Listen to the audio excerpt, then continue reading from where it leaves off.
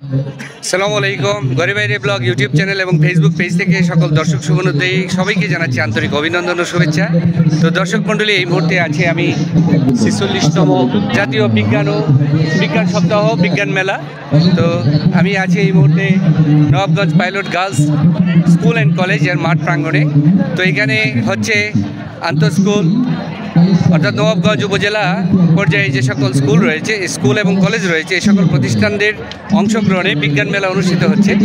তো সেই বিজ্ঞান মেলার স্টলগুলো আমরা ঘুরে দেখব এবং মূল্যায়ন কার্যক্রম দেখব। সাথেই থাকবেন, আশা করি আপনাদের ভালো লাগবে। এই বিজ্ঞান মেলায় যে সকল শিক্ষার্থী এবং যে সকল স্কুল অংশগ্রহণ করেছে সবাইকেই অভিনন্দন জানাচ্ছি এবং শুভেচ্ছা জানিয়ে শুরু করছি আজকের ব্লগ। প্রত্যেকটি স্টলে আমি যাব এবং মূল্যায়ন কার্যক্রম আপনাদের সাথে শেয়ার করব। তো সাথেই থাকবেন। ধন্যবাদ সবাইকে। এবং ভিতরে রয়েছে আরডিনো উনো, যেটা আমাদের প্রোগ্রামিংটাকে সেভ করে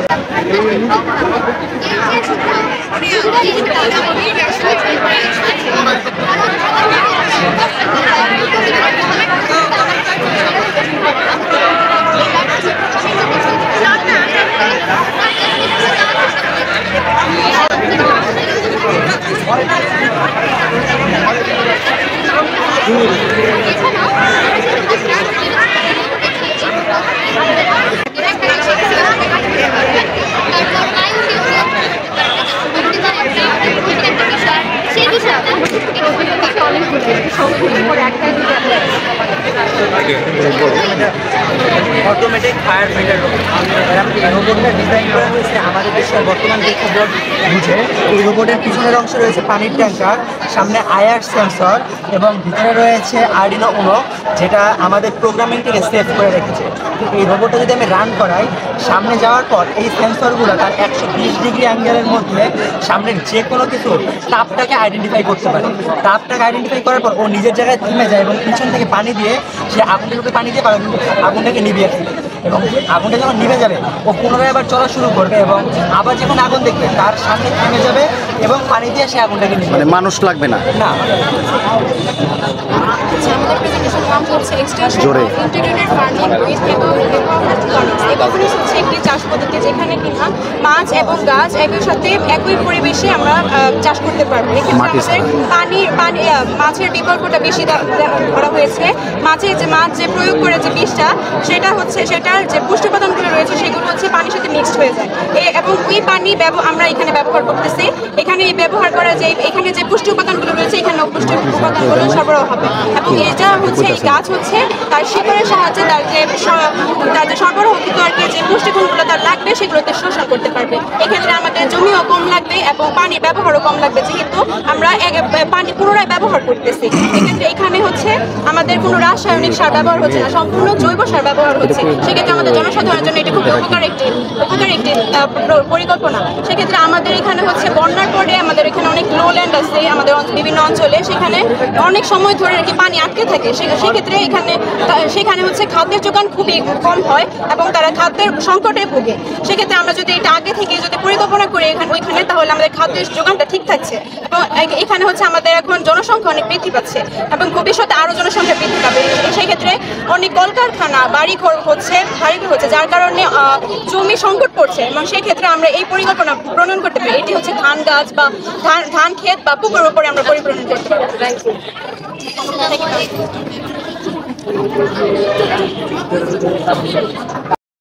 পিউরিফায়ার সিস্টেম, এটার মাধ্যমে আমরা যে দূষিত বায়ু আছে, ইটের ভাটা হোক বা কলকারখানা কালো ধোঁয়া হোক বা গাড়ির কালো ধোঁয়া, এই কালো ধোঁয়াটাকে আমরা বিশুদ্ধকরণের মাধ্যমে বিশুদ্ধ বায়ুতে পরিণত করতে পারি।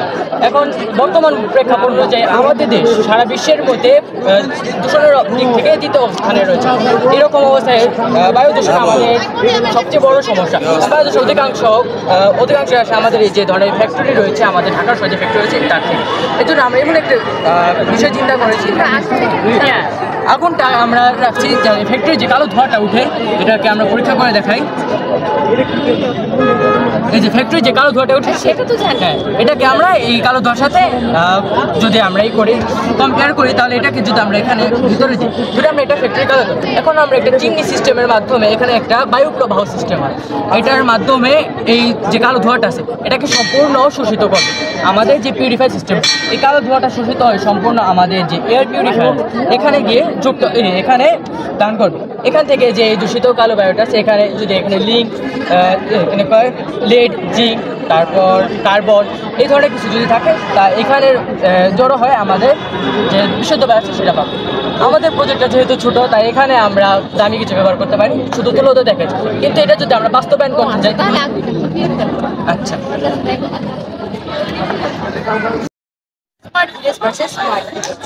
এখানে একটি আনস্মার্ট ভিলেজ যেটা নাকি পুরোপুরি মানে প্রায় দূষিত এবং এটা ময়লা আবর্জনা দিয়ে ভরা। এখানকার রাস্তাঘাট তেমন উন্নত নয়, এখানে ইট ভাটা রয়েছে, কলকারখানা রয়েছে, যার যে ধোঁয়াটা সেটা পুরো বায়ুটাকে দূষিত করছে।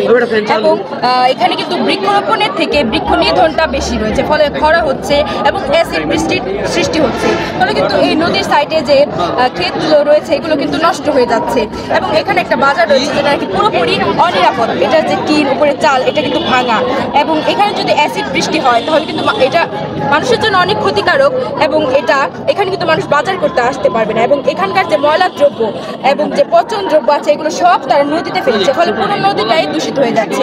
আমরা কিন্তু জানি যে নদী কিন্তু প্রবহমান, নদীর কিন্তু দিক পরিবর্তন হয়। নদীর যে এই দিক দিয়ে বেশি গেছে, এর জন্য এই দিকের যে এলাকাগুলো এগুলো কিন্তু বন্যা কবলিত হয়েছে, এবং এইদিকে নদীর মুখটা কম গিয়েছে এবং আস্তে আস্তে এই যে খরা সৃষ্টি। একটা প্রশ্ন, মানে এটা হচ্ছে স্মার্ট ভিলেজ, এটা হচ্ছে স্মার্ট ভিলেজ না।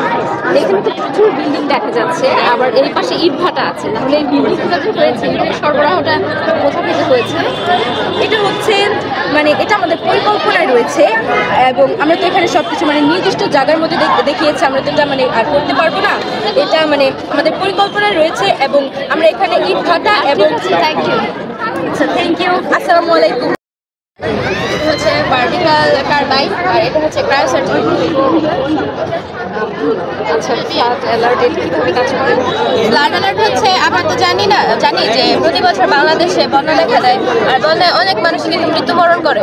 সেই জন্য ফ্লাড অ্যালার্ট হচ্ছে যে মানুষকে সতর্কতা জানানো যে বন্যা হচ্ছে। এই জন্য আমরা পানির স্তর যখন বাড়তে থাকে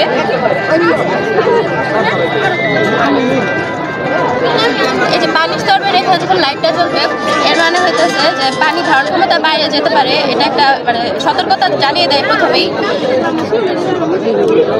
এরপর পানির স্তর বাড়তে বাড়তে যখন এই লাইটটি জ্বলে উঠবে, তখন হচ্ছে আমাদের আশেপাশে স্কুল, কলেজ, তারপর আশ্রয় কেন্দ্রে এগুলোকে সবগুলোতেই বিশুদ্ধ পানি, শুকনা খাবার সরবরাহ করতে হবে, যাতে মানে মানুষও খুব ভালোভাবে থাকতে পারে। এরপর পানি যখন আরো বেড়ে যাবে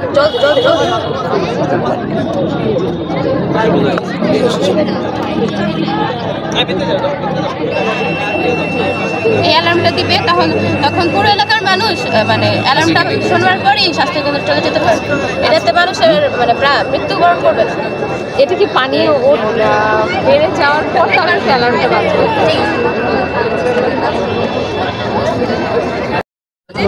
ঢাকা নিউ মডার্ন এয়ারপোর্ট। আমাদের কলেজ সেকশনে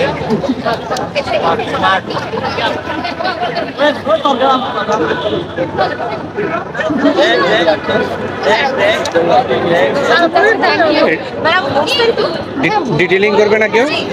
স্যার ম্যাডামকে জানাও। মডার্ন এয়ারপোর্ট হচ্ছে এমন একটি মডেল যেখানে আমরা একটি এয়ারপোর্ট বিদ্যুৎ সৌরশক্তি দ্বারা পরিচালন করব। তো এখানে সুবিধা হচ্ছে আমরা এই বিদ্যুৎ উৎপাদনটা কমাতে পারি। আমাদের দেশের যে বিদ্যুৎ খরচটা রয়েছে সেটা আমরা এই এয়ারপোর্ট ব্যবহারের মাধ্যমে কমাবো। তো আমরা এখানে আরও একটি সুবিধা রেখেছি, যেটা হচ্ছে আমরা সকলেই জানি এয়ারপোর্টে ভিসা চেকিং, পাসপোর্ট চেকিং, এরপরে টিকিট কাটা, এইসব অনেক ঝামেলার বিষয়। তো এই ঝামেলাটা কমানোর জন্য এবং মানুষের সময় যাতে বাঁচে, তাই আমরা একটি অ্যাপ ব্যবহার করব, যে অ্যাপের মাধ্যমে আমরা এইসব কাজ সম্পূর্ণ করতে পারি। এবং এই এয়ারপোর্টে সবচেয়ে বিশেষত্ব হচ্ছে এটি সৌরশক্তি দ্বারা পরিচালিত হবে। এই সৌরশক্তিটা আপনি বলতে পারেন যে আবহাওয়া প্রতিকূলে থাকলে তখন আমরা এই সৌরশক্তিটা কিভাবে ব্যবহার করব। তো আমাদের এখানে একটি পাওয়ার হাউস আছে, যে পাওয়ার হাউসে আমাদের সবসময় শক্তি সঞ্চিত থাকবে। যখন আবহাওয়া প্রতিকূলে থাকবে তখন এই পাওয়ার হাউসের সঞ্চিত শক্তি এই সম্পূর্ণ এয়ারপোর্টটা পরিচালনায় সাহায্য করবে। তাছাড়া আমাদের বিদেশে কিন্তু অনেক ট্যাক্স আছে, এর জন্য আমাদের ট্যাক্স দরকার। এই যে আন্তর্জাতিক ট্যাক্স কিন্তু আমরা বিদেশের বিভিন্ন রূপই পাবো, এই ক্ষেত্রে কিন্তু আমাদের দেশে আন্তর্জাতিক সম্পদ বৃদ্ধি পাবে। যদি আমরা এয়ারপোর্টটা স্থাপন করি তাহলে বিদেশি যে বিমানগুলো আসবে তাদের তো ট্যাক্স দেওয়া লাগে সরকার থেকে। তো সেই ট্যাক্স ব্যবহার করে আমরা আমাদের দেশের অর্থনৈতিক চাকা আরও সচ্ছলভাবে চালাতে পারবো। এবং এই যে বিদ্যুৎ উৎপাদন কম হচ্ছে, এখানে বিদ্যুৎ খরচ কম হচ্ছে, সেই এক্সট্রা বিদ্যুৎগুলো আমরা সারা দেশে সরবরাহ করতে পারবো এবং সেই বিদ্যুৎ আমাদের দেশের যে লোডশেডিং হয় লোডশেডিংটা কিছু হলেও কমবে। ঠিক আছে, থ্যাংক ইউ, ওয়েলকাম। আমাদের প্রজেক্টটি রূপায়িত হলো যে এখানে একটি সেন্সর ব্যবহার করেছে, যার মাধ্যমে আমরা কোনো স্পর্শ ছাড়াই, কোনো কষ্ট ছাড়াই আমরা বৈদ্যুতিক যে সরঞ্জাম আছে যেমন লাইট, ফ্যান, এসি আমরা করতে পারবো। আমরা বাহির থেকে ঘরে আসলে এগুলো মানুষকে ডিটেক্ট করে অটোমেটিক্যালি এগুলো বৈদ্যুতিক সরঞ্জাম আদি চালু হয়ে যাবে, আবার বাইরে গেলেও সেগুলো অফ হয়ে যাবে। এটি আমাদের বিদ্যুৎ অপচয় রোধে একটি গুরুত্বপূর্ণ ভূমিকা পালন করে। আমরা জানি আমাদের দেশে অনেক অসচেতন মানুষ রয়েছে যারা ঘরে বাইরে গেলে লাইট অন করে চলে যায়, যাতে আমাদের বিদ্যুতের অনেক অপচয় হয়। যদি আমরা এটি ব্যবহার করি তাহলে সেগুলো অটোমেটিক্যালি অফ হয়ে যাবে। এগুলো যদি আমরা স্ট্রিটে ব্যবহার করি ল্যাম্পপোস্টে, তাহলেও আমাদের অনেক বিদ্যুতের অপচয় রোধ হবে। গাড়ি আসবে, লাইট চলবে, আপনার গাড়ি চলে যাবে, লাইট অফ হয়ে যাবে। এটা আমাদের বিদ্যুতের অনেক অপচয় রোধ হয়।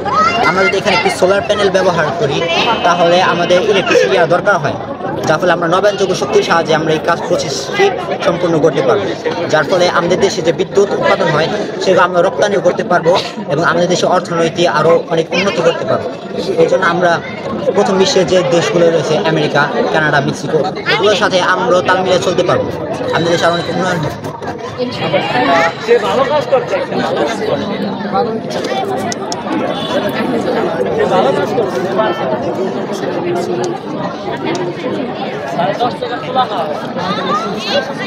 কি দেখাতে চাইলে একটু ভালো করে বলো।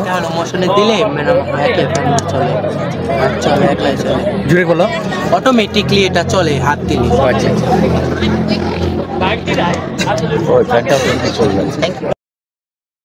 আমাদের দেশে অনেক উন্নয়ন হবে। এখানে আমার দুটো প্রজেক্ট আছে, কিন্তু প্রথমে আমরা এটাই বলি। এটা হচ্ছে কেমিস্ট্রি বিভাগের প্রশ্ন এবং এটা হচ্ছে কলকারখানার কালো ধোঁয়া মূলত জ্বালানি উৎপাদন অর্থাৎ মিথেন গ্যাস উৎপাদন করার চেষ্টা করা হয়েছে। আর এটা সম্পূর্ণ হবে হলো আমাদের বাংলাদেশ থেকে নিজস্বভাবে কলকারখানা যে কলকারখানাগুলো আছে এই কলকারখানা থেকে আমরা মূলত কালো ধোঁয়া থেকে আমরা CH4 গ্যাস প্রসেস করবো। এখন এটা কীভাবে করবো, যে কলকারখানার যে কালো ধোঁয়া আছে এখানে মূলত 4টি গ্যাস থাকে, সালফার ডাইঅক্সাইড, নাইট্রাস অক্সাইড এবং কার্বন ডাইঅক্সাইড। এই 4টি গ্যাস আমরা একটি পাখার সাহায্যে একটি পাম্পাকৃতির নলে আনবো এবং এটি পরবর্তীতে আণবিক ভর অনুযায়ী সাজানো হয়েছে, যে প্রথমে কার্বন ডাইঅক্সাইড, পরবর্তীতে নাইট্রাস অক্সাইড, তারপর সালফার ট্রাইঅক্সাইড। এখানে যে চারকোল আছে এই চারকোল কার্বন ডাইঅক্সাইডকে আকর্ষণ করে পৃথক করবে একটি আলাদা পাত্রে জমা করবে এবং অবশিষ্ট যে গ্যাসগুলো থাকবে সেই গ্যাসগুলো আমরা আলাদাভাবে সংরক্ষণ করবো। যদি এটা দরকার হয় তাহলে থাকবে, না হলে এটা এইভাবে সংরক্ষণ হবে, এতে কোনো অপচয় হবে না। এটা হচ্ছে ম্যাম আমাদের এই যে প্রজেক্টের প্রথম ধাপ। এবার দ্বিতীয় ধাপ হচ্ছে আমাদের অ্যাসিড H2 এর তড়িৎ বিশ্লেষণ, যেটা এই অ্যাসিড H2 তড়িৎ বিশ্লেষণ করলে আমরা হাইড্রোজেন গ্যাস পাবো। এই হাইড্রোজেন গ্যাস মূলত আমরা পৃথক করে এই পাত্রে জমা রাখবো। এবার আমাদের শেষ ধাপ হচ্ছে সোডিয়াম ক্লোরাইডের তড়িৎ বিশ্লেষণ। সোডিয়াম ক্লোরাইডের তড়িৎ বিশ্লেষণ যদি করা হয় তাহলে আমরা সোডিয়াম আয়ন এবং ক্লোরিন আয়ন পেয়ে থাকবো। কিন্তু যদি জলীয় সোডিয়াম ক্লোরাইড আমরা তড়িৎ বিশ্লেষণ করি তাহলে আমরা সেখান থেকে কিছু পানির অণু পাবো, যেগুলো আয়নিত অবস্থায় হাইড্রোজেন আয়ন এবং হাইড্রক্সিল আয়ন প্রদান করে। সেখান থেকে আমরা হাইড্রোজেন আয়ন আবার এই পাত্রে জমা করবো এবং সর্বশেষে নিকেল প্রবাহের উপস্থিতিতে 250 ডিগ্রি সেলসিয়াস তাপমাত্রা উত্তপ্ত করলে আমরা মিথেন গ্যাস পাবো।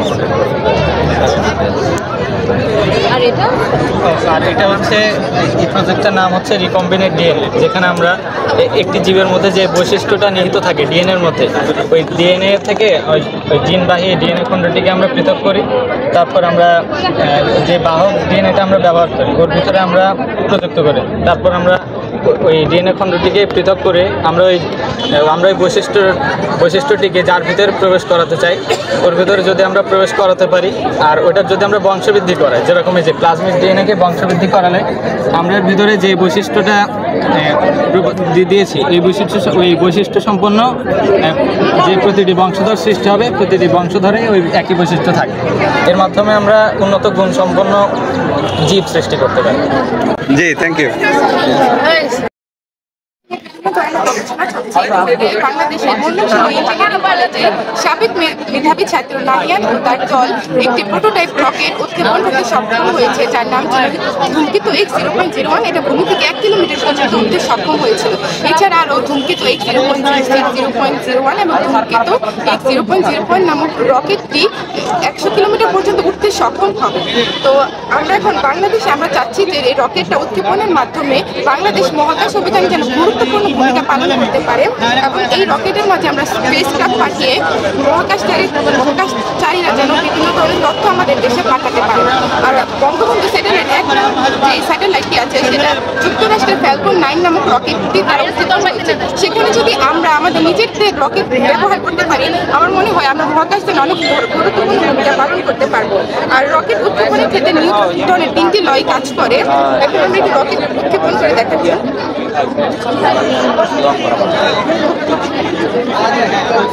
নিউটনের ফার্স্ট ল বলে যে বল প্রয়োগ না করলে স্থির বস্তু স্থির থাকবে এবং সমবেগে চলন্ত বস্তু সমবেগে চলতে থাকবে।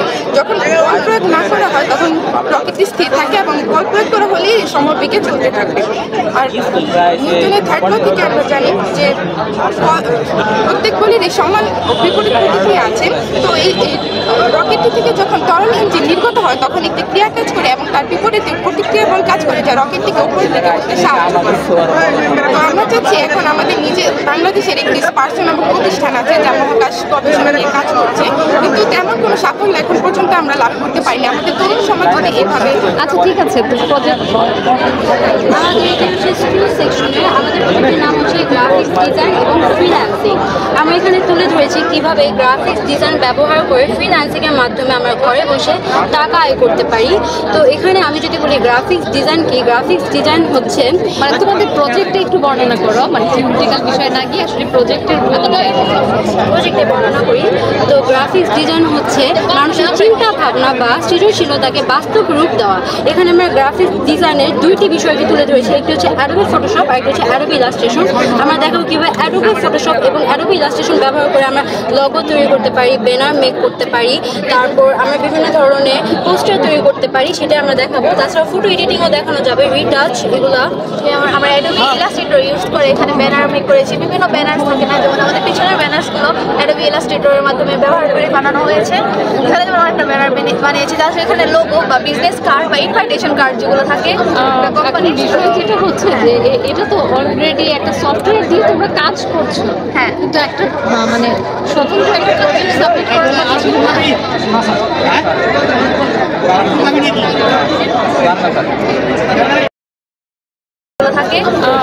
আমাদের পারমাণবিক বিদ্যুৎ কেন্দ্র, এই বিদ্যুৎ কেন্দ্রের মাধ্যমে আমরা পারমাণবিক স্কুল এটা নবাবগঞ্জ সরকারি পাইলট উচ্চ বিদ্যালয়।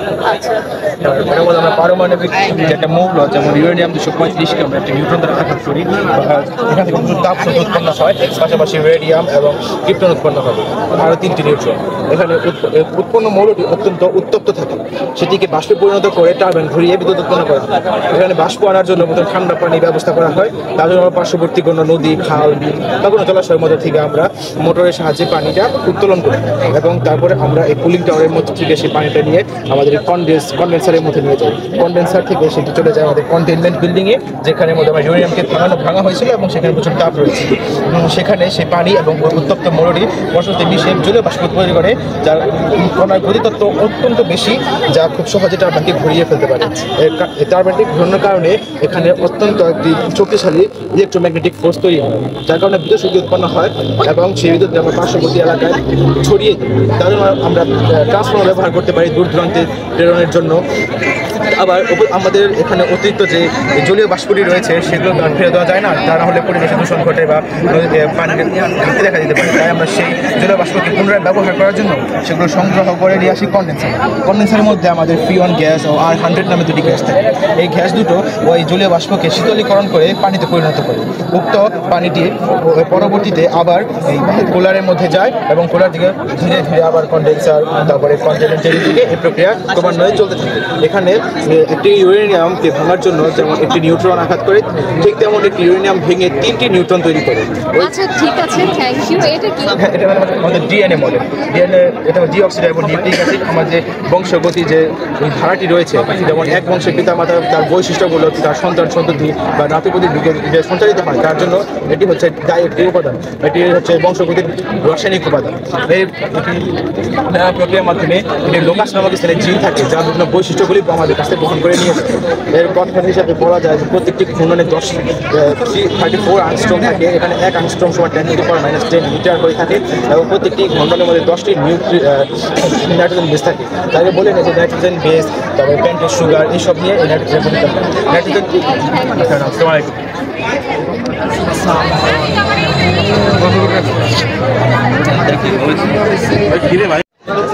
জলবায়ু পরিবর্তনের যে ক্ষতিকর প্রভাব, সেটার জন্য আমরা আংশিক হলেও কমিয়ে আনতে পারি। এর জন্য আমরা প্রথমে যেটা তৈরি করছি ওয়াইন,